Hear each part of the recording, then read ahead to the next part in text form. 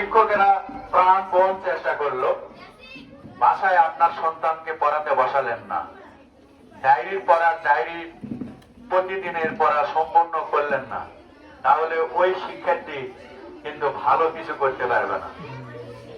আবার অভিভাবক এবং শিক্ষক চেষ্টা করলো, শিক্ষার্থী পড়তে বসলো না, পড়াশোনা করলো না, তার দ্বারাও কিন্তু ভালো কিছু সম্ভব নয়। তাই সম্মানিত অভিভাবক অভিভাবিকা এবং আমার প্রাণপ্রিয় ছাত্রছাত্রী বিন্দু যারা আছো, তোমাদেরকে অনুরোধ করব, প্রতিদিনের ডায়েরি পড়া যদি প্রতিদিন তুমি আয়ত্ত করতে পারো, নিয়মিত স্কুলে যদি আসো, অবশ্যই অবশ্যই তুমি ভালো ছাত্র হতে পারবে, এর বিকল্প কিছু নেই। তোমার ভালো ছাত্র হওয়ার মেডিসিনই হলো নিয়মিত স্কুলে আসা আর প্রতিদিনের পাঠদান প্রতিদিন আয়ত্ত করা।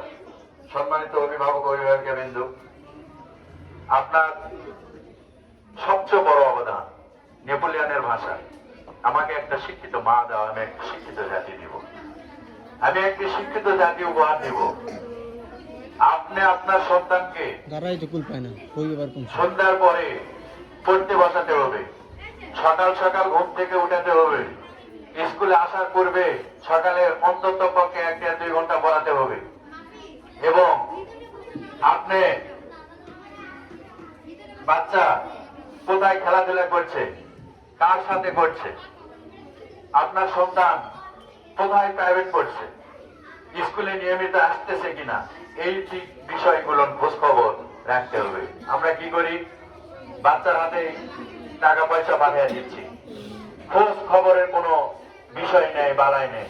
আপনার সন্তান স্কুলে আসলো কিনা, আপনার সন্তান নিয়মিত পড়াশোনা পারতেছে কিনা, আপনার সন্তানে কতটুকু ইমপ্রুভ করলো, এই বিষয়গুলো দয়া করে স্কুলে আসবেন, আপনারা খোঁজ খবর নেবেন।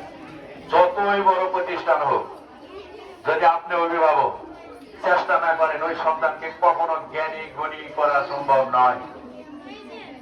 আর আপনার যদি উদ্যোগ থাকে, ছোট্ট প্রতিষ্ঠানের মধ্যে থেকে আপনার সন্তানকে জ্ঞানী গুণী করা সম্ভব।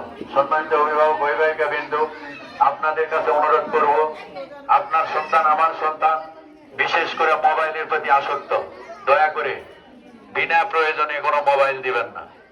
হ্যাঁ, আপনার একাডেমিক কোনো শিক্ষার ক্ষেত্রে ইংলিশ থেকে বাংলা বা অঙ্ক সমাধান এগুলো জানার জন্য যদি আপনি মোবাইল ব্যবহার করতে হয়, আপনি মা বসে থেকে ওই মোবাইলের যখন কাজ শেষ হবে আপনি সঙ্গে সঙ্গে নিয়ে নেবেন। আজকালকে আমি দেখতেছি আমাদের সন্তানেরা রাতের 1টা 2টা 3টার পর্যন্ত মোবাইল দেখতেছে, সকাল 10টা